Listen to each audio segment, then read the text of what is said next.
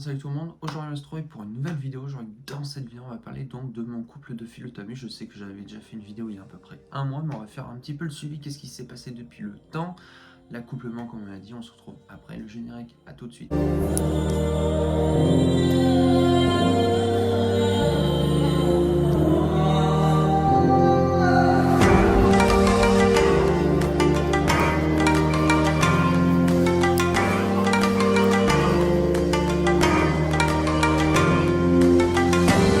Vous pouvez savoir, donc j'avais eu récemment, il y a 2 mois ou 3 mois à peu près, ma femelle Philoptamus erigalarius, et après je devais recevoir donc mon mâle Philoptamus erigalarius. Donc c'est bien arrivé, vous avez vu la vidéo de mon couple, et je vous avais parlé dans cette vidéo qu'effectivement il y a eu un accouplement qui s'était fait. Donc on va faire un petit peu le suivi donc de ces deux individus. On va parler aussi sur la projection au niveau des termes de Philoptamus. Donc voilà, j'ai plusieurs projets qui sont en cours, j'en ai commandé plusieurs.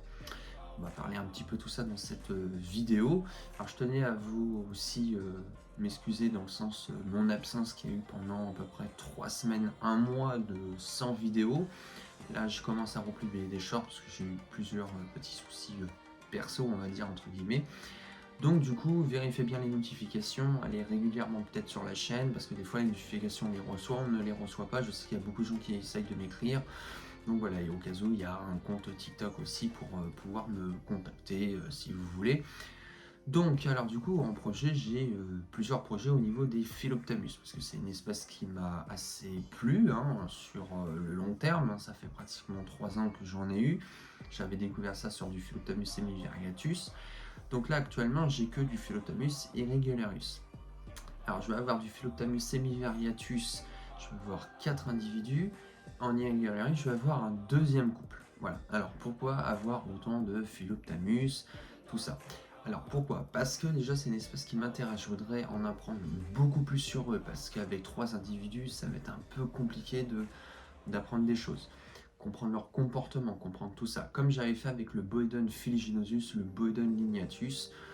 Donc voilà, c'est à comprendre. Après c'est mon projet de cette année de pouvoir les reproduire aussi, euh, peut-être éventuellement cette année si ça peut se concrétiser, mais si j'essaye que sur l'irrégularus et qu'il y a des flops, on ne peut pas tenter beaucoup de choses. Donc je voudrais avoir différents couples, différentes localités pour essayer de comprendre les deux localités différentes. Entre le semivariatus et l'irregularis, c'est complètement différent. Ils n'ont pas du tout le même comportement. C'est un autre mode de vie, bon, assez similaire, mais différent. Alors si je peux essayer l'un ou l'autre, ça m'arrange. Donc là, on va se retrouver déjà pour la manipulation, pour vous montrer comment ils vont, voilà, comment ça se passe.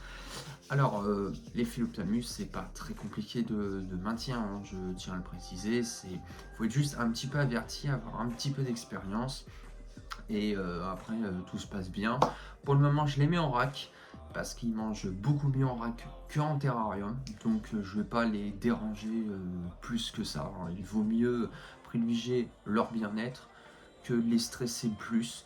Les deux mangent mieux en rack pour le moment, donc j'ai fait des tailles adaptées, j'ai essayé de m'adapter en fonction d'eux. Il faut toujours s'adapter en fonction de vos animaux. On se retrouve tout de suite. Ici, donc ma femelle, Philoptamus irregularius. Alors elle mange plutôt très bien, elle a plutôt même bien grossi. Donc elle mange des Imidactylus, je lui ai varié avec des amphibiens, elle a mangé pour la première fois donc des petits rongeurs.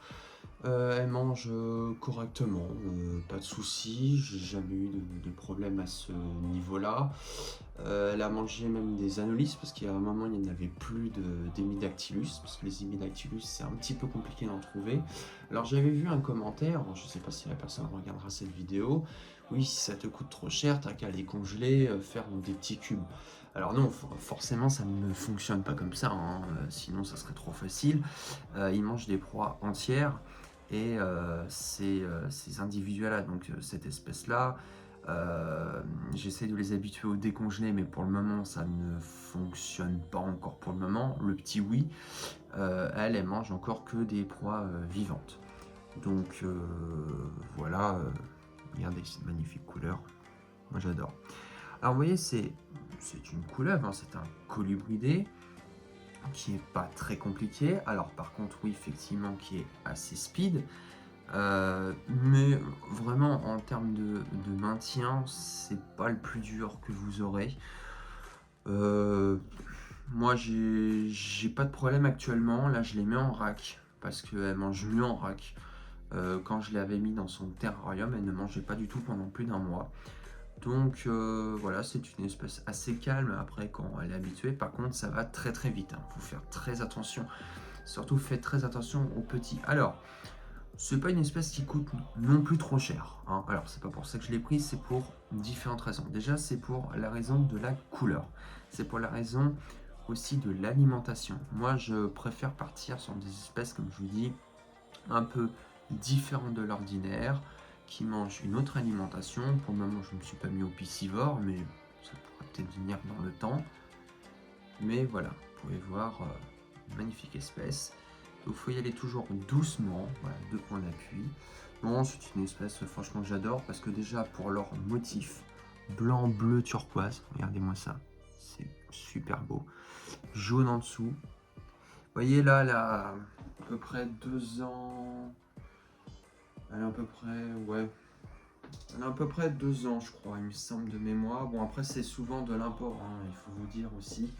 Donc voilà, c'est pas des espèces très compliquées, hein, vous voyez. Bon, après, ça va vite. Et donc, du coup, il y a eu un accouplement. Il y a eu deux accouplements. Deux. Donc, il y a eu 2 accouplements. Donc, on verra qu'est-ce que ça donne par la suite. Pour le moment, j'ai vu qu'elle était un petit peu gonflée à l'arrière. Donc, peut-être ça pourrait marcher. On verra par la suite. Je vous tiendrai au courant. Et là, on va manipuler le petit dernier, donc le mâle. On se redésinfecte bien les mains au gel hydroalcoolique. Voilà. Toujours avant manipulation et après manipulation, ça évite de transférer donc des bactéries. Et là, on va le chercher. Donc lui, par contre, il est en règle. Pourquoi qu'il est en règle? Parce que le problème, il a du mal à manger. Je l'avais mis dans un terrarium, bon, à peu près un 60 de large par 60 de haut et 40 de profondeur. À chaque fois, il est gobé et puis après, il est recraché directement, donc il les mangeait même pas. Donc du coup, il est lâché. Et depuis qu'il est dans le rack, il mange tout le temps. Donc voilà. Donc, je préfère privilégier le rack pour le moment. Peut-être qu'il est mieux dedans. Donc comme je vous disais, au début, il est un peu plus speed. Voilà, je vous l'ai dit, quand ils sont petits, voilà, par contre, magnifique. Voilà, donc il a essayé de s'accoupler, donc ça peut être marché, on verra bien. Alors dans mes projets, effectivement, j'ai d'avoir plusieurs Philoptamus. Donc je voudrais avoir un deuxième couple, tu vas te calmer. J'aimerais avoir un deuxième couple d'Irregularus et Philoptamus. Bon, vous voyez comment ça bouge. Voilà, c'est beaucoup de sujets d'import, hein, forcément, hein, vous vous en doutez. Donc j'en ai pas trouvé encore en captivité pour le moment. J'ai pas trouvé d'éleveur parce qu'il n'y a pas beaucoup de gens, comme on en parlait à l'époque, qui les reproduit. Je crois qu'il y en avait une, il me semble, à l'époque, que j'avais entendu par Splinter qui en avait. Peut-être d'autres qui se montrent pas sur YouTube. Bon, en tout cas, moi je suis pas sur Facebook, donc je peux pas vous dire. Alors c'est très craintif, hein, quand ils sont petits. Alors par contre, ça va à une vitesse, vous avez intérêt à aller bien les rattraper. C'est pour ça que je vous dis, c'est des serpents qui sont pas compliqués, très faciles de maintien. Là, ça fait 2 que j'en ai. Sur les 2, franchement, on n'a pas trop de soucis. J'ai pas eu trop de soucis. Ça mange plutôt correctement. Par contre, je ne conseillerais pas ça sur le 10e ou le 20e serpent. C'est vraiment, on a eu en avoir beaucoup, genre comme des Spalerosophis, des Boeden, Amphiophis, et on en passe et on en passe. Voilà, donc vous pouvez le suivre. Mais c'est vrai lui, il est assez craintif. Donc lui, il mange des Hymedactylus, par contre.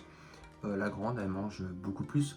Et vous voyez la différence de gabarit. Il a 1 an et quelques mois. Hein. Il est pas très gros. Voilà, pour vous montrer. Et la fin de la queue. Regardez. Voilà, on continue.